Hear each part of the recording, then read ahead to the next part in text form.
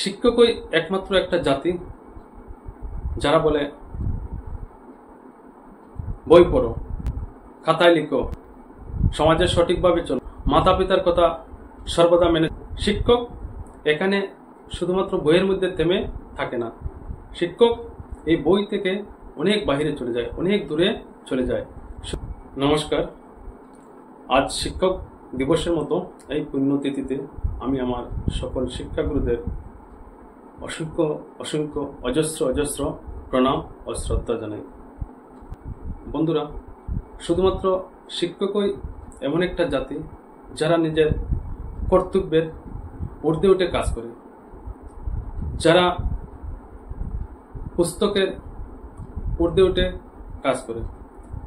শিক্ষকের কাজ যা বইয়ে থাকে তা পড়ানো বা শেখানো, ছাত্রদেরকে বোঝানো। কিন্তু দেখবেন শিক্ষক এখানে শুধুমাত্র বইয়ের মধ্যে থেমে থাকে না। শিক্ষক এই বই থেকে অনেক বাহিরে চলে যায়, অনেক দূরে চলে যায়, শুধু ওনার ছাত্রদের মঙ্গলের জন্য। একটি ছাত্রকে কিভাবে নৈতিকভাবে শক্তিশালী করে তুলতে হবে সেই দিকেও শিক্ষক ছাত্রকে সর্বদা নৈতিক শিক্ষা দিয়ে আসে। শিক্ষক একটি ছাত্রের পথ প্রদর্শক। ছাত্র কোন দিকে যাবে, তার ভবিষ্যৎ জীবনের লক্ষ্য কি, সেগুলো শিক্ষক ছাত্রের বুদ্ধি, জ্ঞান, ক্ষমতা, পরিস্থিতি দেখে শিক্ষক ছাত্রদের পথ দেখিয়ে দেয় এবং সহযোগিতা করে। শিক্ষক একটি জাতির কাণ্ডারি। ভবিষ্যতে যে জাতিটি সঠিকভাবে চলবে সেটা ডিপেন্ড করে একজন শিক্ষকের উপর। একজন শিক্ষক কিভাবে উনি ওনার ছাত্রকে শিক্ষা দিয়ে তুলবে।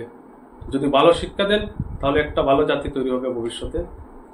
যদি একটু অল্প শিক্ষা দেয় বা খারাপ শিক্ষা দেয়, একটি খারাপ জাতি তৈরি হবে। সুতরাং এই শিক্ষক জাতিকে আমি বারংবার শ্রদ্ধা ও প্রণাম করি। শিক্ষকই একমাত্র একটা জাতি যারা বলে বই পড়ো, সর্বদা খাতায় লিখো, সমাজে সঠিকভাবে চলো, মাতা পিতার কথা সর্বদা মেনে চলবে, গুরুজনদের ভক্তি শ্রদ্ধা করবে। এইরকম কাজই শুধু শিক্ষকরাই করে। তাই শিক্ষক জাতি মহান। শিক্ষক এমনই একটা জাতি যারা প্রত্যেক বছর আশা রাখে যে এই বছরও আমার যে ব্যাচ পার হয়ে গিয়েছে ওরার মধ্যে যেন 15 জন থাকলে আশা রাখবে যাতে 8 থেকে 10 জন যেন ভালো রেজাল্ট করে সুখ্যাতি অর্জন করে। ঠিক পরের বছরও এই একই আশা একজন শিক্ষক করে, অন্য কোনো পেশা এরকম করে না। কেন করে না?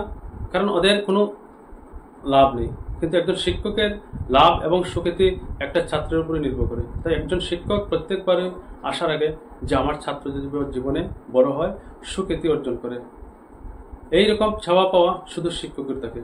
তাই এই মহান জাতিকে এবং আমার সকল শিক্ষাগুরুকে আবারও স্মরণ করে আমি শ্রদ্ধা ও প্রণাম জানিয়ে আমার এই সংক্ষিপ্ত কথা শিক্ষকদের উদ্দেশ্যে আজকে আমি এই কথাগুলো উৎসর্গ করলাম। ভুল ত্রুটি হতে পারে, তো ক্ষমা সুন্দর দৃষ্টিতে দেখার জন্য আমি সবাইকে অনুরোধ রাখছি। ধন্যবাদ।